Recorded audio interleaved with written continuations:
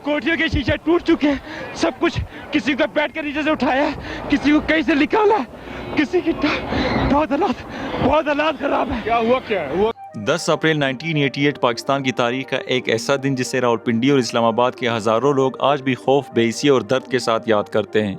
ये वो दिन था जब चंद लम्हों में एक मामूल की सुबह क़यामत जैसे मंजर में बदल गई। लोग अपने घरों, दफातर, स्कूलों और बाज़ारों में अपनी रोज़मर्रा की ज़िंदगी गुजार रहे थे कि अचानक एक ज़ोरदार धमाके ने हर तरफ लर्ज़ा तारी कर दिया।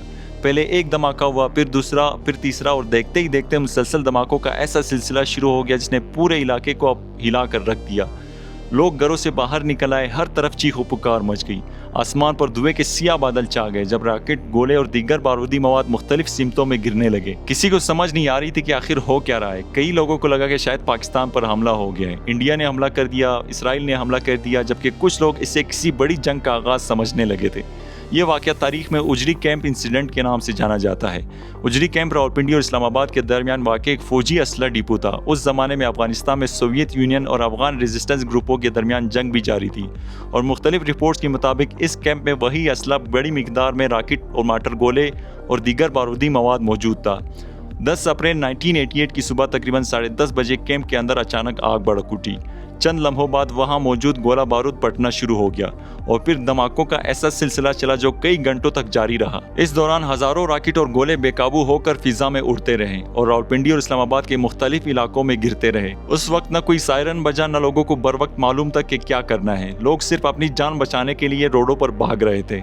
वालिदैन अपने बच्चों को तलाश कर रहे थे, बच्चे अपने वालिदैन से बिछड़ गए थे और सड़कों पर शदीद अफरा तफरी फैल चुकी थी। कई इलाकों में लोगों ने घरों से निकलकर खुले मैदानों में पनाह ली क्योंकि उन्हें खौफ तक कि अगला रॉकेट उनके घर पर आकर न गिरे। मुख्तलिफ रिहायशी इलाकों, बाजारों, सरकारी इमारतों और गाड़ियों को नुकसान पहुंचा। बाज रॉकेट कई किलोमीटर दूर जाकर गिरे। अस्पतालों में जख्मियों की बड़ी तादाद पहुंचने लगी जबकि इमदादी इदारे मुसलसल रेस्क्यू ऑपरेशंस में मसरूफ रहे। सरकारी आदाद शुमार के मुताबिक इस वाक़े में कम अज़ कम 93 अफराद जाँ बाग और 1000 से ज़ायद जख्मी हुए, जबकि गैर सरकारी अंदाजों में हलाकतों की तादाद इससे कई ज़्यादा बताई जाती है। हज़ारों घरों, दुकानों और गाड़ियों को भी नुकसान पहुंचा और बेशुमार खानदान इस सानिए से बराह रास्त मुतासिर हुए। इस वाक़े की शिद्दत का अंदाज़ा इस बात से लगा सकते हैं कि इस वाक़े में नेशनल असम्बली के मेंबर और साबिक वफाकी वज़ीर मोहम्मद खाकान अब्बासी भी जाँ बाग हुए थे, जो 2017 में बनने वाले प्राइम मिनिस्टर शाहिद खाकान अब्बासी के वालिद थे। इस इंसिडेंट के बाद पूरे मुल्क में एक ही सवाल पूछा जा रहा था कि आखिर इतने बड़े हादसे की वजह क्या थी। इब्तदाई रिपोर्ट्स में कहा गया कि कैंप के अंदर आग लगने के बाद गोला बारूद ने आग पकड़ ली, जिससे मुसलसल धमाके होते रहे। बाद में मुख्तलिफ हल्कों की जानिब से कई दूसरे दावे और नज़रियात भी सामने आए जिनमें हादसा, गफलत या तखरीब कारी जैसे इम्कानात का भी जिक्र किया गया। ताहम इनमें से किसी भी मुतबादिल दावे की हतमी तौर पर तस्दीक नहीं हो सकी। इसीलिए आज भी सानिया के कई पहलू बहस के मौजू बने रहते हैं। इस वाक़े के बाद उस वक्त के वज़ीर आज़म मोहम्मद खान जुनैजी ने इन्वेस्टिगेशन का हुक्म दिया। एक इन्वेस्टिगेशन टीम भी तश्कील दिया गया, लेकिन उसकी रिपोर्ट मुकम्मल तौर पर आवाम के सामने नहीं लाई गई।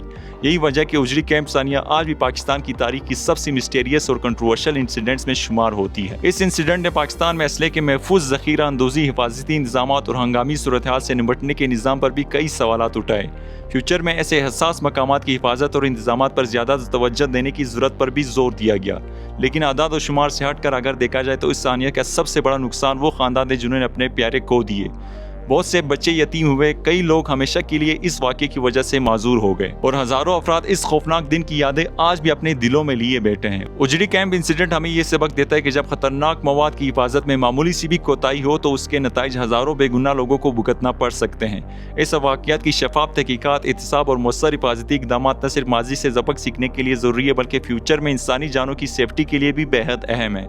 आपके ख्याल में इतने बड़े इंसिडेंट की असल वजह क्या हो सकती है? अपनी राय कमेंट में ज़रूर दीजिए। अल्लाह हाफ़िज़।